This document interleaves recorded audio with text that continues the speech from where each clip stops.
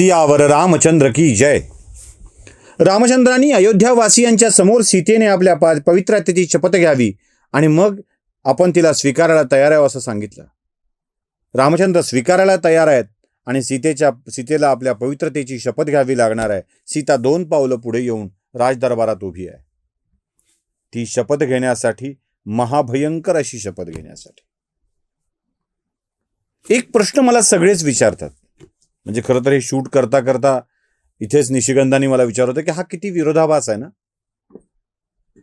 विरोधाभास काय? ज्या क्षणी काही वर्षापूर्वी कैकेयीच्या इच्छेनुसार दशरथाने रामाला वनवासात जाण्याची सूचना केली, तेव्हा मीही तुमच्या सोबत येणार असं सांगणारी सीता, म्हणजे रामाच्या शिवाय मी एकही क्षण जगू शकत नाही असं म्हणणारी सीता, अचानक गर्भवती झाल्यावर मला वनात जावंसं वाटतंय असं म्हणून रामाला का सोडते? गडबड असेल का काही कथेमध्ये? इतकं प्रेम आहे. त्या 1.5 पावणे 2 वर्ष रावणाच्या सोबत राहिल्यावर मीच म्हणालो होतो की ते अग्निदिव्य आहे. आपल्या प्रिय पतीला सोडून राहणं अग्निदिव्य आहे, आणि ते अग्निदिव्य पार पाडून सीता आली होती. म्हणजे 14 वर्ष वनवास सहन करून राहणं, 1.5 वर्ष विरहात दिवस काढणं, असं करूनही रामचंद्रांची सोबत न सोडणारी सीता या कथेनुसार वनात जाऊन तिथे बाळांत व्हायला का तयार झाली असेल? म्हणजे आपल्या दाव्यानुसार, सीतेच्या इच्छेनुसारच रामचंद्रांनी सोडलं असं का झालं असेल? सोपं आहे, खूप सोपं आहे. शंकासूर म्हणलं ना, ते हाच वृत्तासूर नावाचा प्राणी, जो वेगवेगळ्या बातम्या पेरून आपल्या मनात शंका निर्माण करत जातो, असं असेल का? आपला प्रॉब्लेम काय माहित आहे? आपण आपल्या कथा रामाला जोडतो. आपल्या मनातले विचार, विकार हे रामाशी जोडण्याचा प्रयत्न करतो. म्हणजे एखादी बाई सीतेचा फारच पुळका येऊन बोलते असं नसतं. तिला आपल्या नवऱ्याशी झालेला वाद हा सीतेशी जोडायचा असतो. असंच वागतात नवरे, हलकटच असतात मेले. हे जे असतं ना, ते आपला हलकट असतो, तो हलकटपणा ती रामाशी जोडू पाहते. इथे गडबड आहे. काय आहे? जेव्हा सीता रामचंद्रांच्या सोबत वनात जायला तयार झाली, तेव्हा रामचंद्र एकटे वनात जाणार होते. लक्ष्मण नव्हता ठरलेलं. मग वनात आपल्या पतीची सेवा कोण करणार? एकटा असेल तो. आणि आपलं कर्तव्य आहे स्त्री म्हणून. ती जमिनीतून आलेली अशी जरी विदेह राजा जनकाची कन्या आहे बरं का, संस्कारात त्याच्या वाढली आहे. ती म्हणाली, माझं कर्तव्य आहे माझ्या पतीची सेवा करणं, माझ्या पतीच्या सोबत राहणं. आणि जंगलात जाऊ पाहणाऱ्या आपल्या पतीला सोबत असली पाहिजे, त्याची सेवा करता आली पाहिजे, यासाठी सीता सोबत निघाली.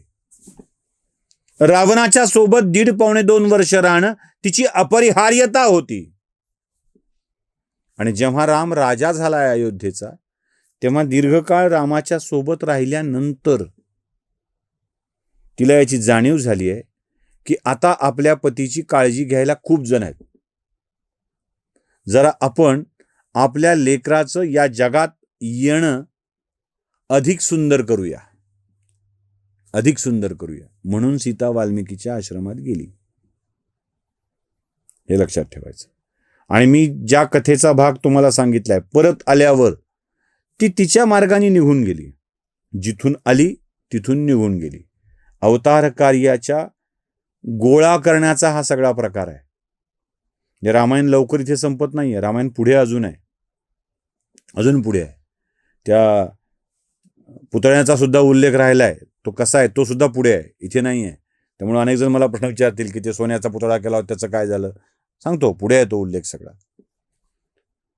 ही सीता स्वतःहून गेलेली आहे. आता काळजी करणारे खूप आहेत म्हणून, आणि स्वतःहून आलेली आहे. आता या कथेत ती उभी आहे आणि रामचंद्रांनी तिला आपल्या पवित्रतेची शपथ घ्यायला सांगितली आहे. आता अशी भयंकर शपथ सीता घेणार आहे ना, अशी भयंकर. माझ्या आयुष्यात पहिल्यांदा मी हा प्रसंग सांगणार आहे.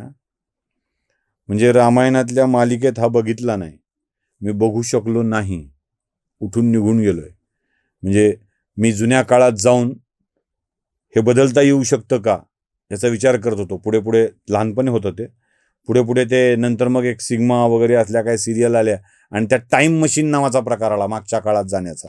तर तशी टाईम मशीन मिळेल का आणि ती कथा बदलता येईल का याचाही विचार मी करत होतो. सीता दरबारात उभी आहे. 2 पावलं सीता पुढे येऊन दरबारात शपथ घेते आणि ही शपथ फार भयंकर आहे बरं का. माता सीता शपथ घेतायत की ही सीता पवित्र आहे. लहानपणापासून विवाहापर्यंत ही सीता पवित्र होती. विवाहापासून आतापर्यंत फक्त रामचंद्र तिच्या वाट्याला आलेले आहेत आणि रामचंद्रांच्याच प्रती तिच्या निष्ठा आहेत. ती पवित्र आहे, पवित्र आहे, पवित्रच आहे.